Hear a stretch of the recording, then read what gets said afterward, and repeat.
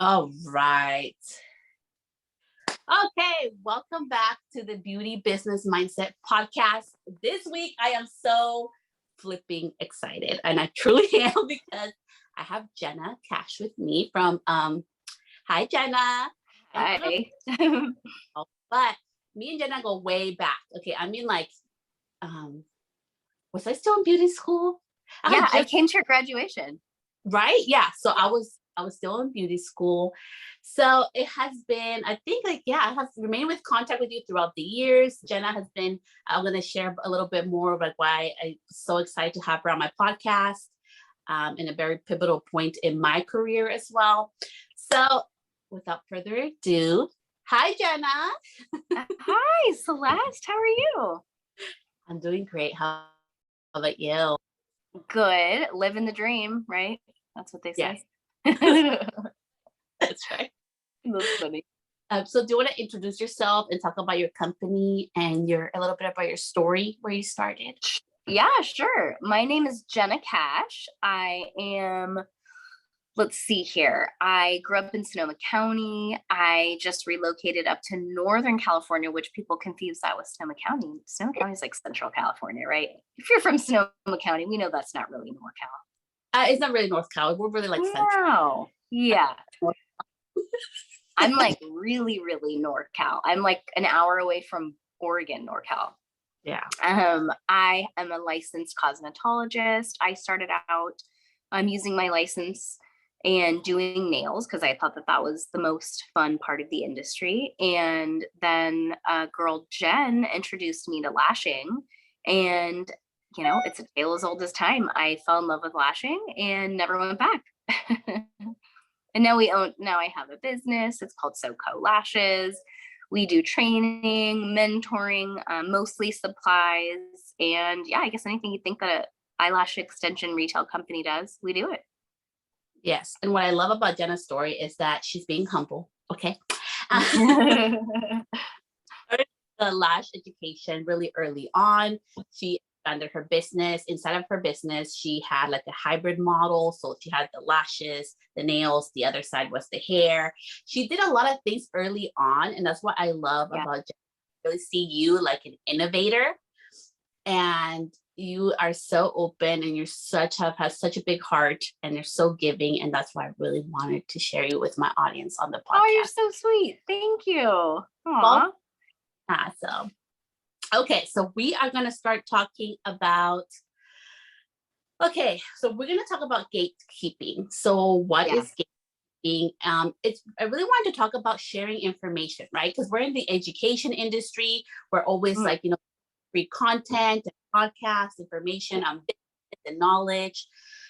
And how much should we share, And I know sometimes it can happen because it has happened to me. I don't know about you, but it has happened to me where, I've been called names for not giving out exact step by step or all the Mm. information of the background of my business, how I do certain things. And that's why I wanted to talk about this today. And then we're going to go into mentoring, the importance of mentoring, of investing in your education. As many, if you don't know me, you're new, I have invested over $60,000 in my own education since I went to beauty school because I believe education, you get further ahead faster. So I get to learn from other people, made all the mistakes, they did all the hard work for me, and they pretty much give me the shortcuts, and that's going to get me further ahead faster. So Mm-hmm. that's education, and it has not only helped me, but it has also helped others around me as an educator for my husband's business. He's in construction, so he's not even in the beauty industry, Mm-hmm.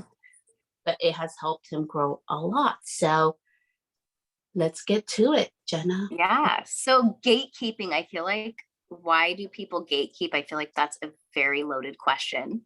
I started training maybe 6 years ago, and I feel like in the very beginning, I did that.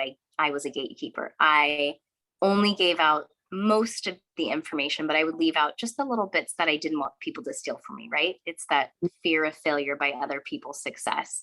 Yeah. And I just remember thinking one day, I was like, well, how am I ever going to be a great teacher if I don't teach everything that I know? So moving forward, I just decided that if somebody, in my mind, quote, steals something from that, you know, when we work in this industry, it takes so long to craft a certain look or a certain style. And when you teach it and you're not getting recognition or thanks or appreciation, you kind of get a little bit burnt out, you know? So I think a lot of that has to do with the lack of recognition that the person who's teaching feels. But, you know, I just think, do I give credit to everybody that I post? Of course not. So you just kind of have to put yourself in other people's shoes, and how much information you want to give is up to the giver of the information, I suppose, right? Mm-hmm.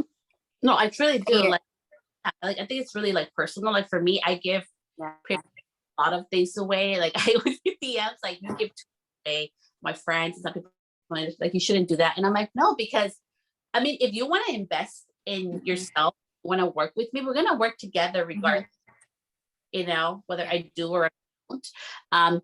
But for me, some things that have come with like tears and mistakes and investments that sometimes it's not my intellectual property to give out, number one, because there are teachers saying it's so personal. There are people's in education space that you need to sign, like there's like NDAs, which is non-disclosure agreements on that. Also, like I really truly do believe it's up to that person, you know, like you say, like how much we give out. And I don't know if this happened to you, but it has happened to me where sometimes like you give, and they expect all the time, and it burns you out as well. Cause there is this like feeling of like, I want it and I want it now, you know, and I don't work well with that for me because I've invested so much in education. I respect so much people in the industry, investing in the programs and everything that, I mean, I feel like there's a fine balance for me. That's just my perspective. Yeah. Well, I agree as well, because as you have spent that much money on your education, I've taken how many $2,000 classes? So I don't know. I mean, altogether, I don't think I'm at 60,000. I would probably say around 40,000 in education plus 21 years experience. So, it's a tough question to answer, and there's no cookie cutter answer to that. But I will say, once I started a retail company, I came to this corner and I was like, how can I sell product and not tell people how to use it? Right. So then you have that other aspect of, well, you have to show them how to use it. Otherwise, why would they buy it from you? What if they don't know how to use it? What if they aren't educated? So I don't know. I don't gatekeep as much as I used to. The only thing that I quote, gatekeep is our suppliers. But when I have my mentors and they say, well, how do I do it? And they say, okay, open your phone, go on Instagram and say yes to somebody. And the advice, yes to somebody as in, would you like to try a sample? That's how I did it. You just say yes, right? And it took probably 4 years to get, you know, some of my really good products. And that, oh man, I would say samples, I'm probably in around 25,000 over the years, because each quote free sample is like $50 to $80, you know, because you're paying the shipping. And so, I mean, I've lost track. But if I can give you guys one piece of advice, when you are sampling, just order one sample at a time.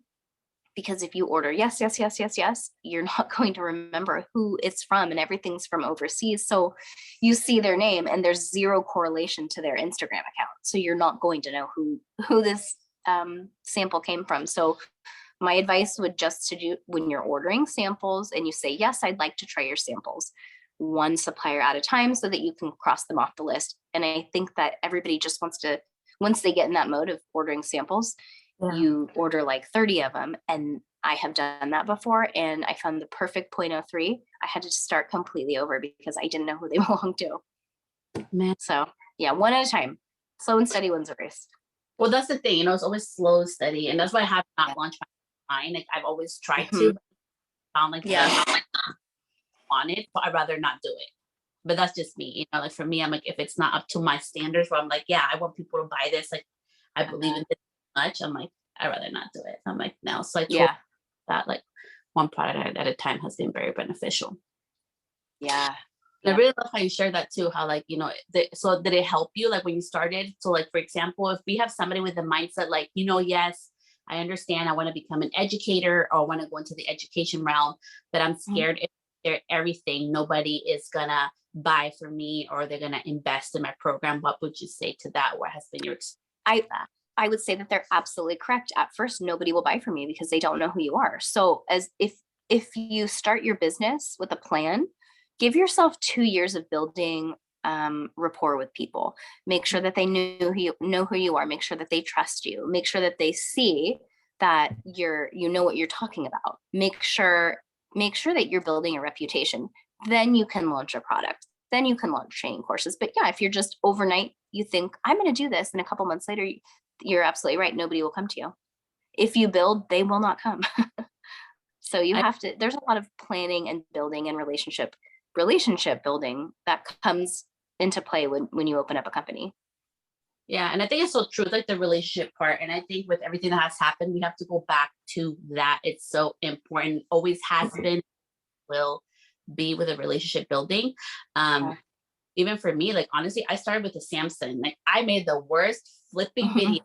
Still have them. And I thought, oh my God, what the hell was I thinking? Yeah. But I started, and I had so much passion for it that I shared it. And that's how all this education and opportunities came up, was just like sharing my passion and not being afraid of like, oh my gosh, because somebody's going to copy me. It was more like, let's just get it out there and see what happens. And I'm having fun while I'm doing this. It's just like, Well, another thing that I would say is make sure you're targeting the right people, because I know one person in particular who's big on YouTube, and she has all of these free YouTube videos, and she started training and she has 0 students. So that's a perfect example of you've given way too much information out, because all of what you're teaching them, you've already given them for free. So be very mindful about the future of what you'd like to do, because there does come a point where, like, if you're giving all the information for free and it's already out there, nobody's going to pay for it because it's free, right? Yeah. So And that,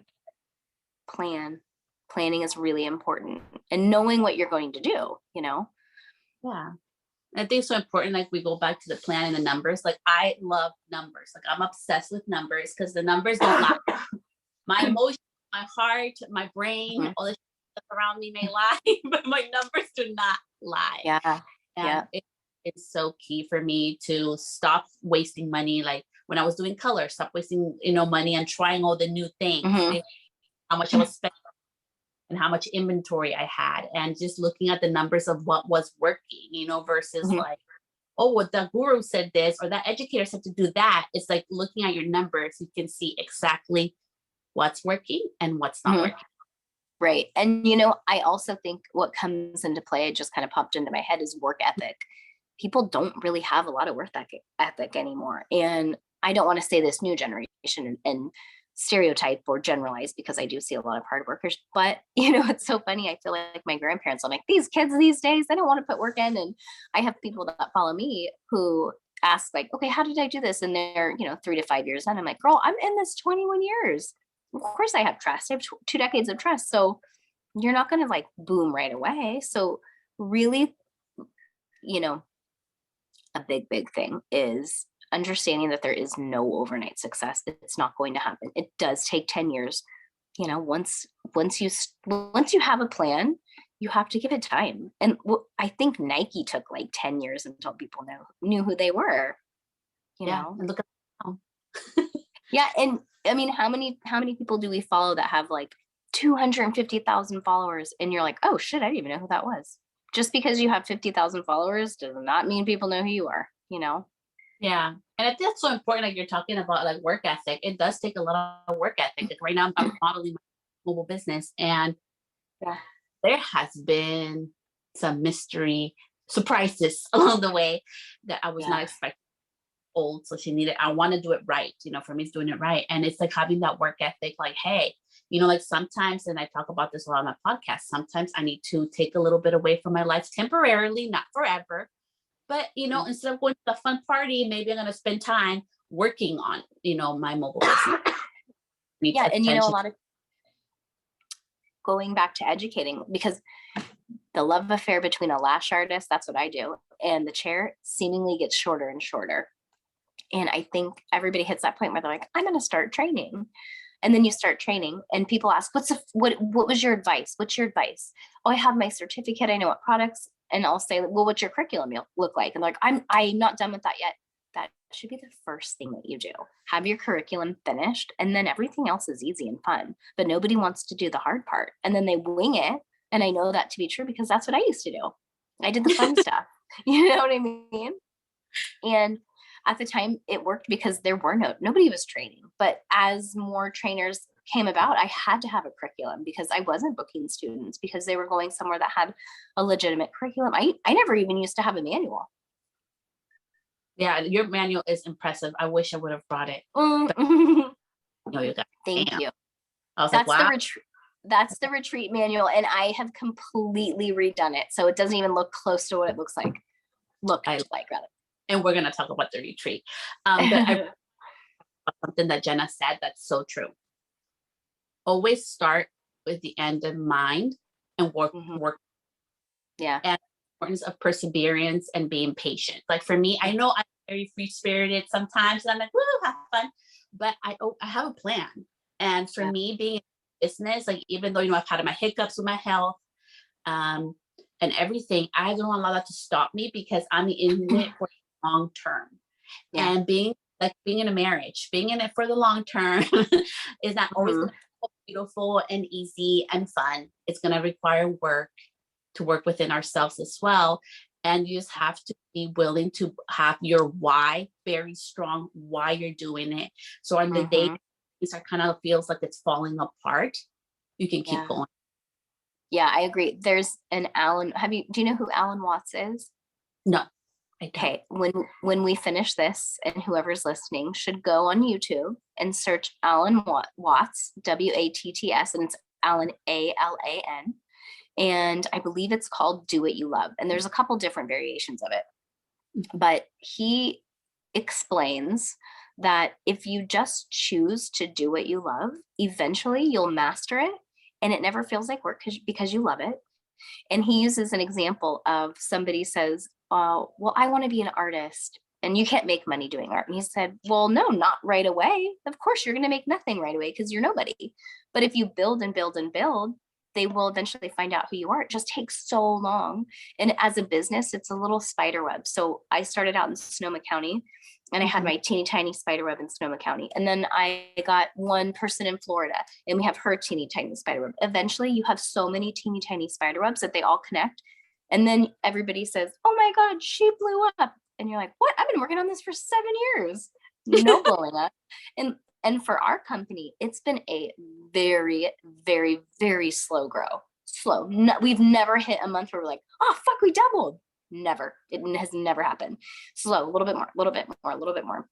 Almost to the point where it's like dull. It's not even exciting. We're like, oh, yay. Woo. Because it's so slow. But they say slow and steady wins a race. And I hope that that's true. I really think it is. As much as things, like for me too, like just intuitively, just what I believe in, God, energy, and source and everything. And also with believing self, I believe everything happens within times, and there's lessons that we need to learn. So once we get growing, evolving, and going higher, we have those lessons. So be like, oh yeah, well, I remember when, I was in that shoes, and it just makes us a better educator. Yeah, 100%. Yeah. Yeah. So now let's talk about the mentoring part, because so we're gonna keep it real AF like always. Going through a really hard time. Okay. And nobody knew about it. Okay. It was probably like hard time because, I was going through therapy. I couldn't open fully my left hand. I had just let go of my clients, and I had tie. And that's why I always tell you guys here on the podcast, don't tie your self-worth to your work. That's the worst thing you can do. Okay. Because you're worth it as a human. No matter what you do in life, you get to take all those experiences and all that knowledge with you as you move forward. So anyway, so I'm in this bad spot. And then Jena comes out with this retreat. Oh my gosh, I didn't know you were in a bad spot. That's so cool. I was in a really bad spot, and Jena came out with the retreat. And so I was open to it, and I was like, okay, let's go see what it is about. Because, I'm like, what do I have to lose? Like, I'm not in a really good space. I probably should be around other women who are in the business, working at it. you know, and I know a lot of them, some of them, not all of them, are in the lash industry. Yeah. Yeah, that one was a nice little blend of we had somebody who had a YouTube channel. We had somebody who what was the other person? I think we had a photographer. We had a podcaster. Yeah, and restaurant owner. Yeah. Podcaster and restaurant owner. That's right. She did two things. Yeah. Yeah, she did. Yeah. It was awesome. Rosa. Yeah, Rosa. Shout out to Rosa. I love Rosa. Hey, Ro.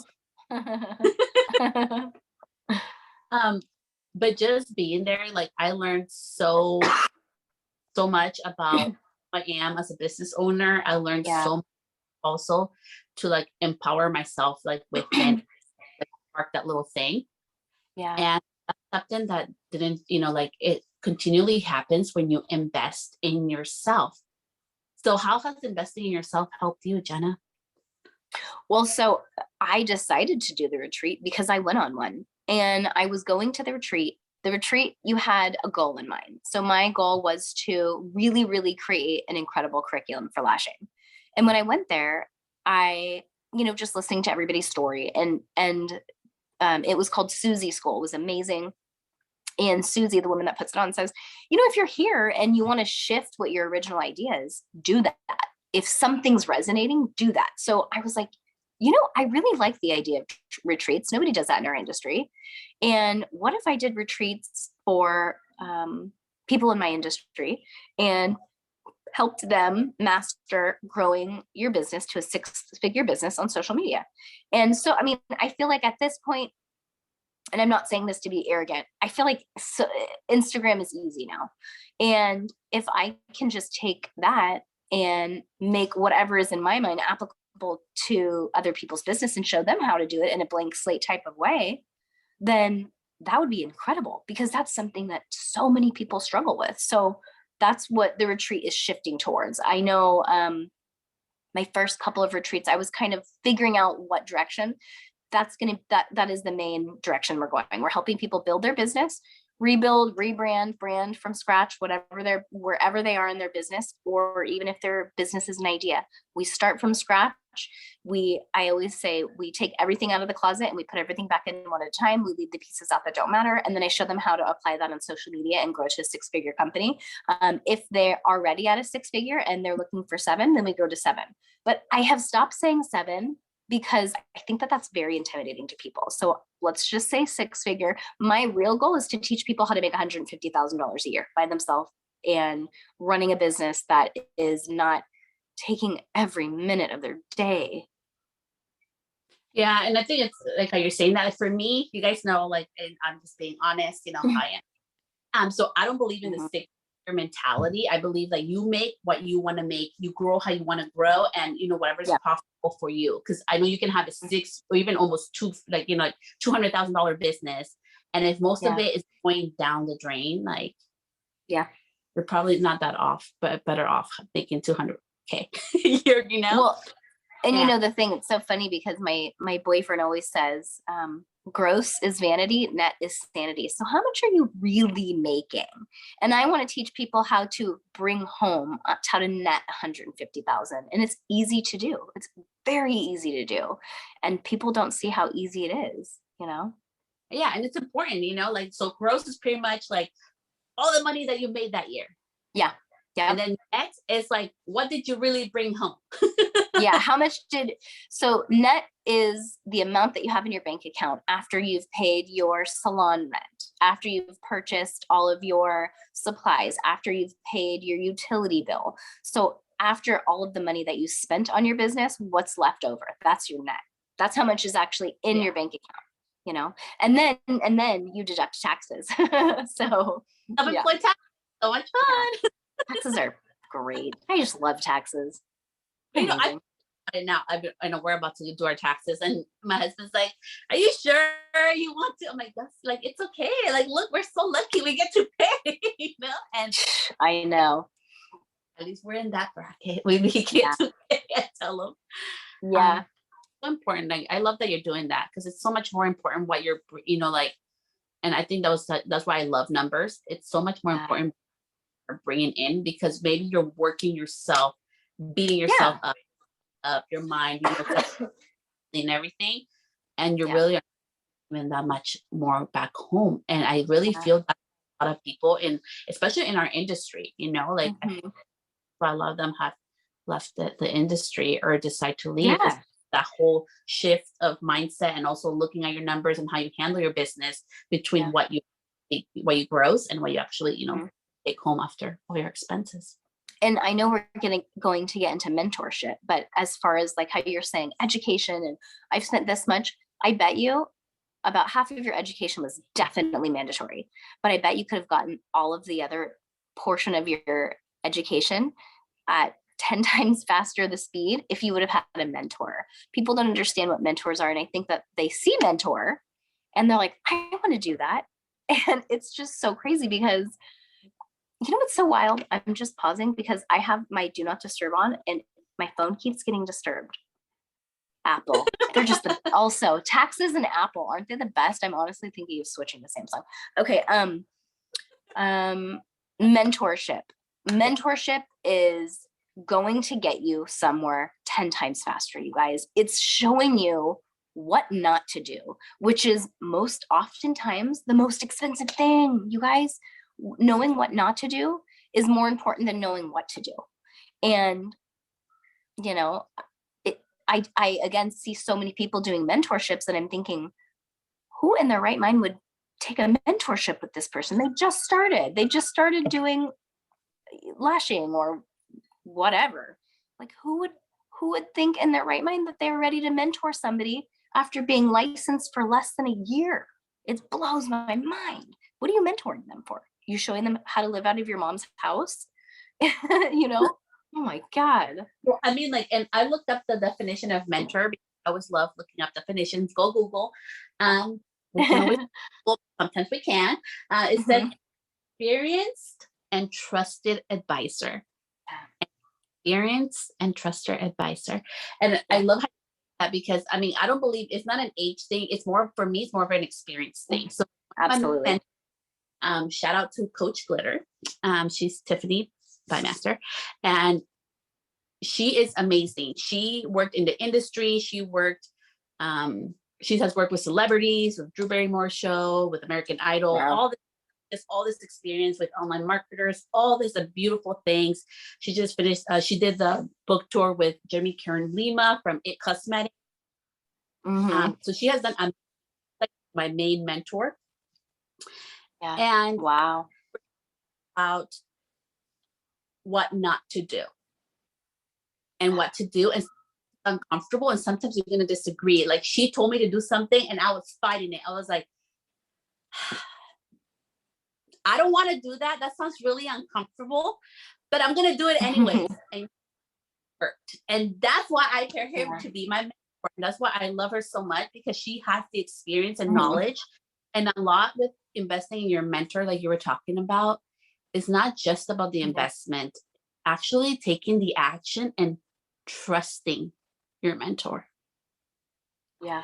Well, another thing like a mentorship is 50-50. I have one mentorship in mind that we do.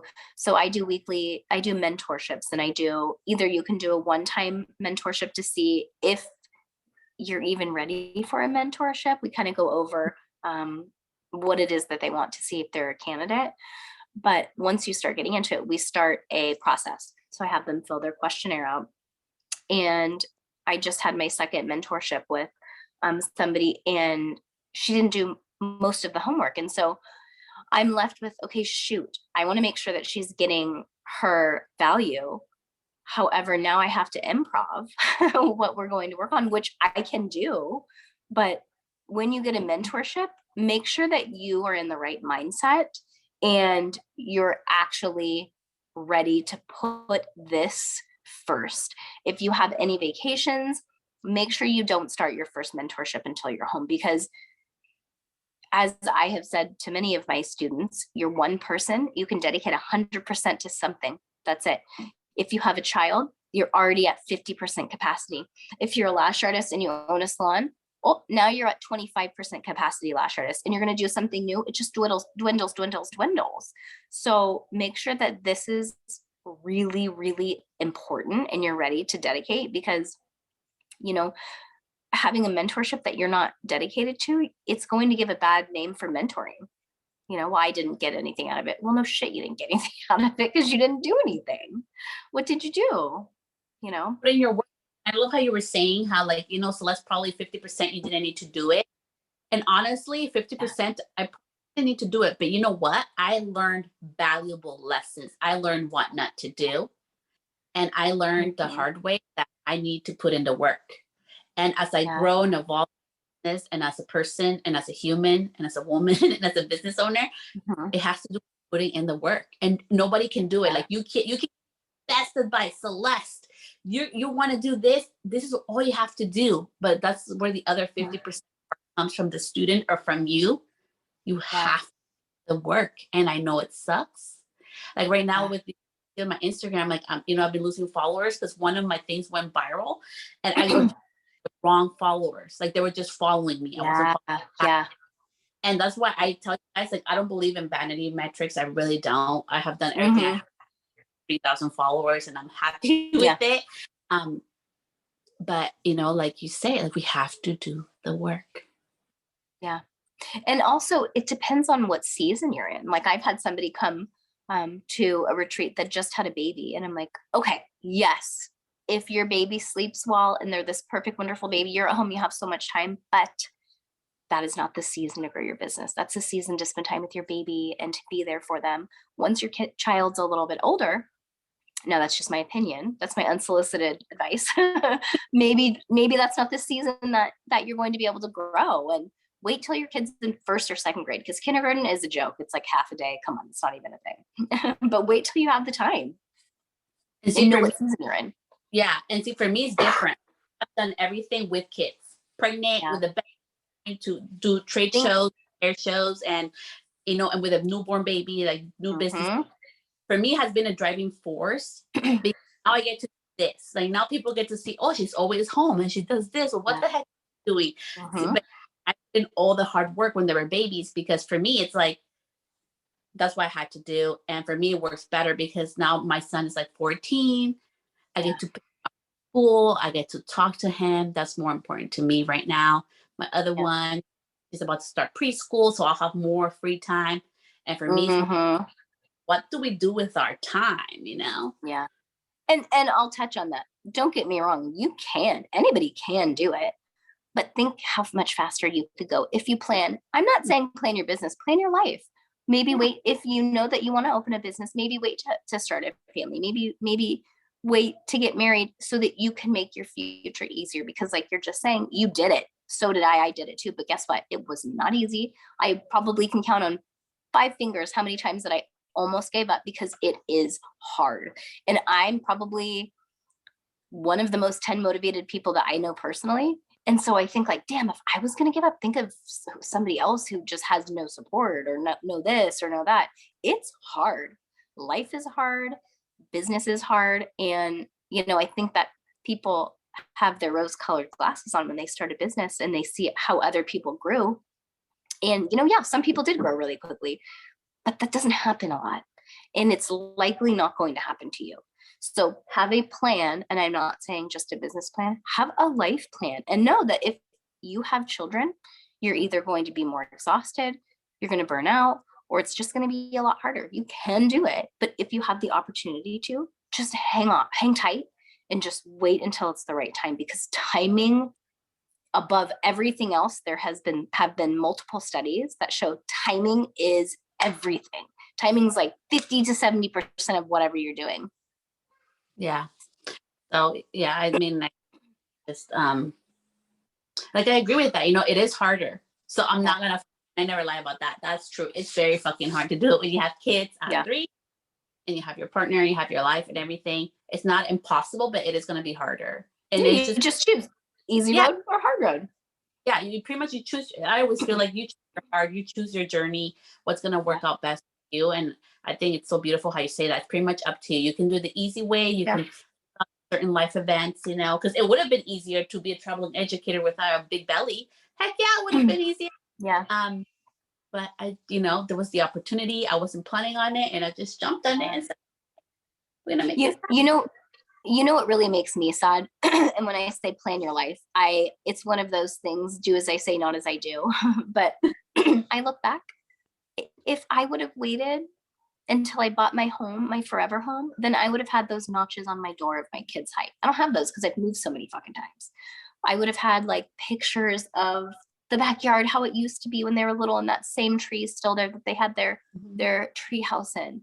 I really, quote, screwed the pooch on creating these like incredible, wonderful, heartfelt memories and little triggers because I didn't wait. So that would be my advice to people who have not had children. Wait, because the future you deserves it. And how cool would it be? And I'm not saying people don't get divorced. I'm just saying the likelihood of having more money when things are harder makes life easier. And I know that people say that money doesn't solve everything, but it solves a lot. And when you have money, you don't stress out about little things. You don't argue about little things. And it makes a huge difference. My life now versus, you know, even 5 years ago, holy shit. Like, okay, for example, no, I save money still, but and anybody who follows me knows I'm on a budget. We make a lot of money, but I make $5,000 a month. That's my budget. So I have to put money in my savings account. So I saved and I bought a horse and it was $15,000. And you know what my boyfriend did? Oh, come on. Like, how fucking cool is that? Wouldn't you like to live a life where you buy a $15,000 horse and your boyfriend just laughs and slaps his knee? And like, that's Jena. Don't you fucking want that? Don't you want pictures of your kid in Hawaii in that yellow polka dot bikini with the plumeria in her ear? Don't you want to take your kids to Disneyland every year for their birthday? Don't you want that? You know, so people that have the choice, do that, because your future you will thank you. You don't yell at your kids as much because you're stressed out about X, Y, or Z. You're more present when money is not an issue. You're more present when lack of time isn't an issue. And slow down. Everybody just needs to slow down. You can get there, but guess what? I have an older daughter who I missed a huge portion of our relationship, and that will never be repaired because I worked and I missed those times with her versus my daughter now. And you never get that back, you guys, ever, ever, ever. Yep, I did it. I could do it. You can do it too. But there are certain things that you will never be able to get back. Yeah. And it's true. Like, I mean, there's stuff, you know, there's things that I miss, but for me, like, it has worked out so far. You know, it's worked out for me so far too, but there are. In regards to like the money situation, I think that's very true. Yeah. It just, with us, like, my husband had a unexpected surgery with his thyroid. He was out of work a month. And it was like nothing. We're like, whatever. We're like eating out, laughing, and like doing whatever. We're like, oh yeah, what, you know, but we have plans to be in that position. When my hand ate crap, I'm like, what am I going to do now? Oh, you know, both diversity, education and everything. I was able to do something else. And yeah, I had to stay home, you know, and not have to worry about it and be able to build my business. So I think it's so true what you're saying. Like, you have to be happy within yourself, but we cannot having that extra money and having that cushion for life events. You guys, life is life. You know, not hard or simple. It's just life. You know, there's good stuff. You know, like, I really have to go through that moments and things that I will never comprehend why things happen that have happened in my own life and as a mother. But that's the beauty of being able to be financially independent. It's a beautiful thing, especially after what we have gone through as a whole industry. Yeah, I always say life is lifey and there's nothing you can do about it, you know? It's just a reality, you know, like, pretty much that's what all I've taken from this, you know, like, I could have either like kept like sad because I couldn't do everything I used to do, or be like, hey, this is life. Okay, how am I going to react with it? How am I going to pivot and do something else, you know, and not limit my potential based on who I thought I was and not who I had to be, you know, because when I came into this industry, I was like, I'm going to be a colorist forever because I love color. And then, you know, life was like, oh, you're funny. No. Yeah. Slap it right out of your hand. And so You know, something else, you're very, very blessed to have a wonderful husband, but I'll say the difference between your story and mine. I had no significant other. So most people traditionally these days don't stay together. So they end up doing this part-time, part-time, full-time mom, part-time, part-time mom, I guess, like when they go back and forth. But that's a scary element in itself too. I don't know. I just feel like I missed out on certain areas. If I could have the same kids and if I would have waited 10 years, oh, I want those little notches on the doorknobs of growth. I want, like, I don't know. You know, Yeah. once you have everything that you thought you wanted, it's, what's Yeah. that? Like I've been divorced before, so I'm in my second marriage. Yeah. So, and nothing. I mean, like my husband and I, we were like so broke. Like I really like had $12,000 and that was it. I had saved to go to beauty school, you know, Yeah. and I mean, we literally started both our businesses with nothing. And I've been divorced before. I've lived out of a room with my son before. So it's Yeah. harder. And then when I lost all the support, you know, with this whole pandemic and all this crap that happened, I don't have a babysitting system anymore. Yeah. It makes it fucking harder. I'm not gonna lie. Yeah. It's not Yeah. impossible, but it's much more harder. It would have been so much more easier. But then You know, okay, I want to touch on how you said that you used to share a room with your son. I used to share a room with my older daughter. And I think that it's so funny how people are embarrassed to think of what other people think of them. And I never had that in my mind because I was like, okay, so I can pay one was $500 a month, one was $750.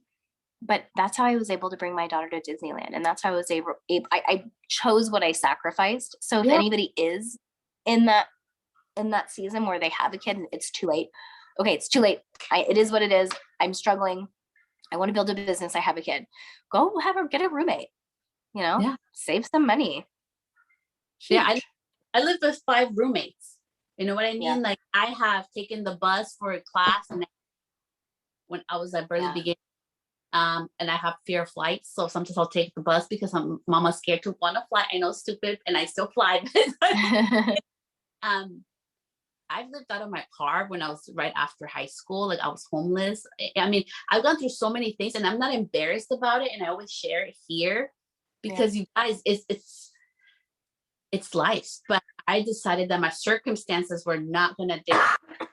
And like you say, like it all comes with a sacrifice. And I think it would be unfair for me to say for anybody to not share that because it doesn't happen super easy. Everybody loves to see all the fun stuff and oh my gosh, look, she's doing, she has company and she has that feature and she got on that place and she's doing all this amazing things.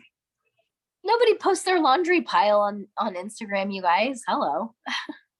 I mean, I go on there without makeup and I show all my dirty stuff. Yeah, well, you know what? What I think that the average of people that actually follow through with everything they're going to do is 3%. So 3% of people, probably go on without makeup. They probably show their shit. They probably aren't afraid of what people think of them. But 3%, is that going to be you, whoever's listening? Are you going to be the 3% that actually does it and doesn't quit when it gets hard or boring or monotonous or I don't love it anymore? Well, too fucking bad because this is what you chose. And I think that that's what people's problem is. And they don't want to hear too bad. When your passion becomes your work, it is what it is. It's your work. It's not fun anymore. It's called let's go to work, not let's go to fun. Eventually. It's so true, Jena. So true. Were you touching on that? Yeah. I think that there should be days where you love your job and days where you hate your hobby. You know what I mean? Find a way to blend those two. Yeah. And because it's work. Yeah. If you do art, anything that has to do with art, our industry is full of artists.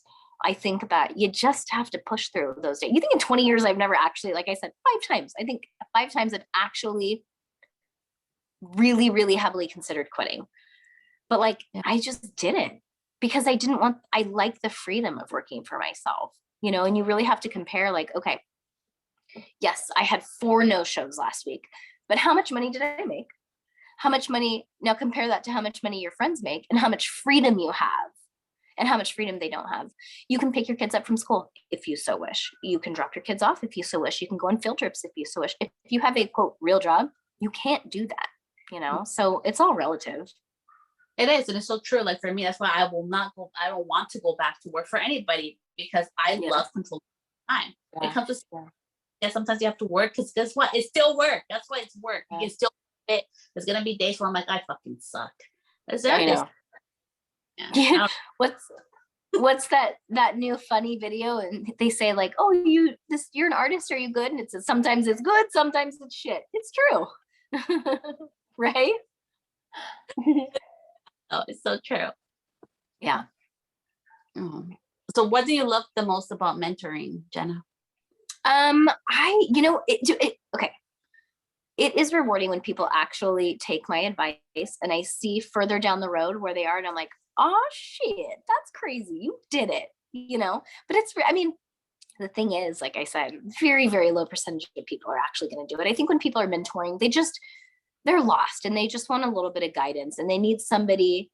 It's like when your mom tells you to do something versus when that person at the grocery store told you to do it. They just said it in a different way. Everybody knows what they need to do. How do you start a brand? You start ordering samples. But, people need me to tell them that. And that's almost every mentorship that I do. I want to start a brand. Okay, go order some samples. And then what? I'm like, try them. Yeah. Well, how do I don't have time to try them. Well, then how are you going to start a brand? Make time. You have the time. You're just choosing to do it. You're choosing to use that time doing something else. Wake up earlier. Are you using that extra time sleeping? Are you using that extra time scrolling endlessly on social media for no value? Yes. What are you doing with the time? Everybody has time. Even the people, and you know who has the most, okay, my friends that have kids versus my friends that don't have kids. The ones that have kids always follow through. They're always there. But the ones without kids are like, oh, I just had a rough week. I'm like, dude, okay. How bad do you want it? And if you don't want it that bad, you don't deserve it. Somebody else deserves it. Let somebody else have it. You know what? I love that, because that's something I truly do believe. I believe your dreams are in you because you're capable of doing them if you put in the work. And I believe if you, somebody else will, because they have more motivation and grit to go after and do it. And let them have it. Have it. It's like something my boyfriend said. They're like, those people copied us. And I was like, no, they didn't. We just talked about it and didn't do it. They did it. Mm-hmm. So technically, if we do it, now we're copying them. We didn't do it. So actually do it. And people can go to all of these mentorships and retreats and business weekends or business weeks. The one thing that everybody tells you to do, you want the magic piece of advice? Do it. That's what they all tell you. Just do it. Stop sitting around worrying about what everybody thinks of you. Don't tell your mom if your mom doesn't want you to do it. Don't tell I guess you can't not tell your husband, but if your husband doesn't support your dreams, maybe you're not in the right relationship. Stop worrying about what other people think of you. And the biggest thing that stops everybody is the words, what will they think? That's what stops. That's what stops us from going on live.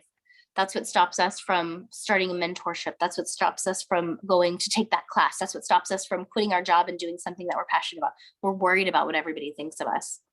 But if you want to continue to live life for everybody else, that's your prerogative. But I've never been like that, and I will never do it. And I feel like I've gotten pretty dang far in life. And I'm not saying I'm selfish. I always put my children first, but I do not put other people's opinions above mine. And I had this one client, her name was Therese, and I love advice. Advice is one of my favorite things. And I would always ask my clients, what do you think? What do you think? And one day she was like, why can't you think for yourself? And something was like, I don't know. And so that made me think, why do I care about these people who aren't even in the situation that I'm in? And she was right. Can I not think for myself? Of course I can. And so can everybody else. Yeah, you have to really think for yourself and go fucking after it and say, fuck it, what people think. There's been points you guys shared this earlier on my podcast. My husband was not supportive. He's like, why are you investing in your education? Why are you gonna go do that? Why are you working for free? Because I was doing shit for free. I was like, can I go be your assistant? Can I go check out your salon? I'll sweep, I'll clean, I'll wash the bowls. My relationship, and with my husband, he's like, I don't know why you're doing that. I'm like, well, you're either gonna stay by my side and understand why I do it, or you can, go bye-bye. Yeah, okay. Because other people's other people's experience is more valuable than anything else. It's so valuable. And it's interesting because I think a lot of people, how you're saying, we were talking about gatekeeping earlier. I think so many people don't like to give information because they'll just, I don't know. If you give somebody information and they don't do anything with it, it just feels like a waste. You're like, that was really unmotivating. Why did I waste an hour of my time sitting down to tell you what to do and to have you not do it? And so that's why I think a paid mentorship is important, because people don't value free things. They don't value something for free. If you give somebody a free class, they're like, oh shoot, can I reschedule for next month? No, bitch, it's a free class. You can't reschedule for next month. You know, they don't value it. They don't respect it. And honestly, that's when I started doing like paid workshops, because I'm like, I want a value. I want you to be like, damn, all that information, that little money. Okay, good. You could do something with it or not. Hey, it was your time investment. It was your money, whether, you know, it's a little bit or a lot. It's up to you. And I think as educators, also as people that we love getting education and learning, it comes back down to that person, to your personal responsibility. You can only do what you want to do. And it's only so much accountability and responsibility. Yeah, totally. Yeah.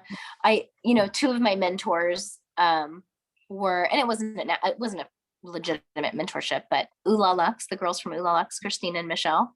I did their nails for a long time, and I'd always pick their brain. I'm like, okay, can I ask you a business question? So it was so funny because their nail appointments, when I used to do nails, always turned into a mentorship session. I'm like, oh my God, I'm so sorry. Is it okay if I ask you a question? But, you know, we all have people in our lives that we trust and we look up to. So it's always a no unless you ask. If you can't afford a paid mentorship and you really value other people's advice or experience or knowledge, ask them. And don't ask for free. Like, can I do something for you? Like, what can I do for you? You know, how can I help you so that I can trade you? Go help them, fill orders, go.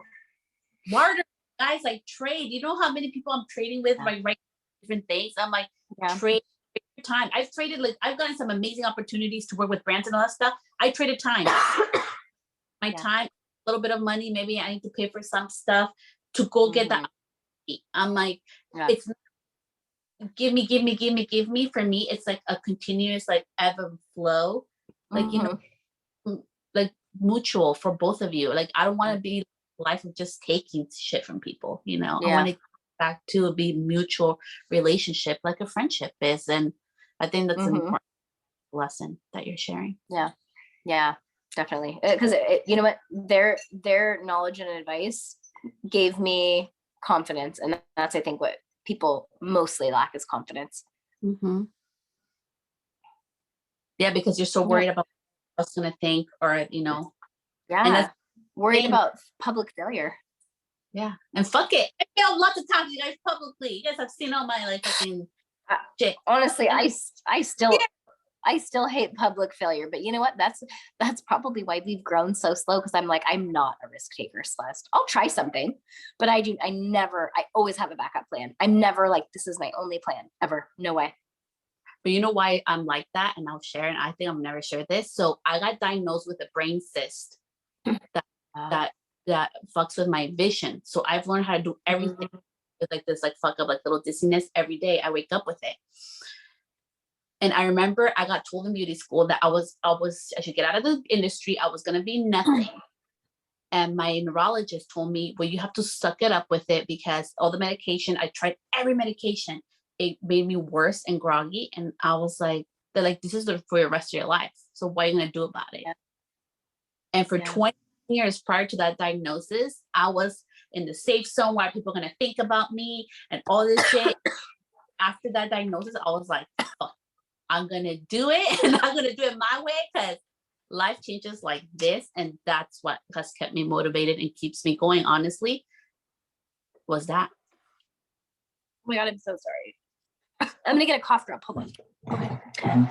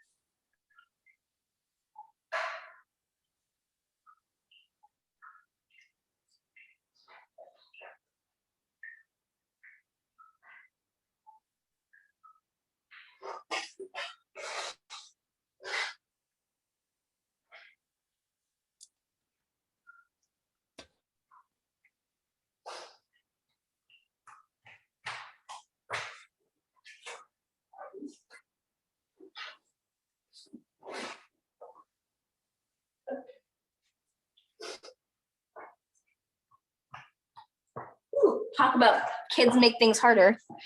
My daughter dumped out our whole like bathroom pharmacy, and I can't find them. Whatever. Gum will be perfect. Oh my gosh, I'm so sorry. Okay, so I'm not gonna keep you too long. I'm feeling well.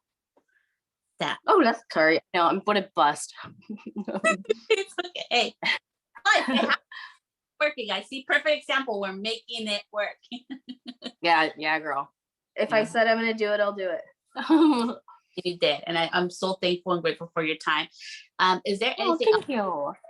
there, Jena, in regards to this topic and just your journey or anything? Yeah, I'm sure tons of things. Let me think here. I would say if you feel like giving up, it doesn't mean you're failing. I wouldn't give up. I would pivot, because sometimes you just something may run its course. So don't ever feel like you're giving up. As long as you're pivoting, that's okay. I didn't start doing lashes. I started doing nails, and I pivoted. I tried hair, I tried waxing, and then I pivoted to lashes. Doesn't mean I failed. It just means I switched. So never think that if something isn't working out, because I know some people, just because of their pride, they would just go until they lost everything. But it's okay to pivot. Mm-hmm. Pivoting is mature. Pivoting means that you've accepted that, okay, this isn't working out. Yeah, I pivoted and I'm still here, and it's okay. Yeah. Everybody else's opinion. And like, shit, if everything worked out, if everything was easy, don't you think everybody would do it? You know, it's like, yes, it looks easy, but if it were easy, wouldn't everybody be doing it? It's never easy. Nothing is ever easy about business or life. And you don't understand it until you're there inside the deep darkies and you're like, what have I done? And then you feel like kind of fucked because you're like stuck, you know, financially stuck in it. So yeah, it's okay to pivot. That's what I would say. Yeah, for sure. Amen to that. Yeah. If I never pivoted, I would have never started Soco. I know. Crazy. There. And then, you know, when I was in that retreat, that's when I got all my ideas. And I was like, and I wanted to do my own line and everything. Yeah. I invested money on samples and everything. And I was like, this is shit. And I'm like, you know what? I also want to do. And that's when, you know, I was like, you know what? Like, fuck that. I'm going to do something else, you know? And it's just it, you know, and it's okay. And I know a lot of people like, oh, you just stay, you decided this, you know, the industry, you specialized in this and you cannot pivot. That's a fucking lie. We can always pivot. Because you know what? There's always something better and always something more. And I say, take it if you see the opportunity. Yeah, for sure. 100%. Yeah. Well, thank you so much, Jena. I really, You're really welcome. I loved your retreat. The food was really yummy too. Yeah, isn't that my friend Star was the chef? She's amazing. So delicious. Oh my gosh. I know, she's so good. And she makes everything so cute. I know. It's like, you know, Instagrammable and like delicious to eat. It's just like so nice to have somebody that can share this with an industry. I love the connections I was able to make there, but most importantly, really like discovery more of myself. And, you know, like we never know what other people are going through. And you gave me also an amazing opportunity by being there. So thank you so much for just being here. Thank you. You're so welcome. Oh my gosh, I'm so happy you loved it. Yeah, I did. So thank you, Jena. You're welcome. Sorry, I'm sick. I feel like I usually have more energy, but whoo, it's kicking my butt. It's okay. I love you showed up, and I'm up, and I didn't wear a bra today. I did a little bit of makeup because I was like, I should probably do a little, but I didn't do my hair. I'm here.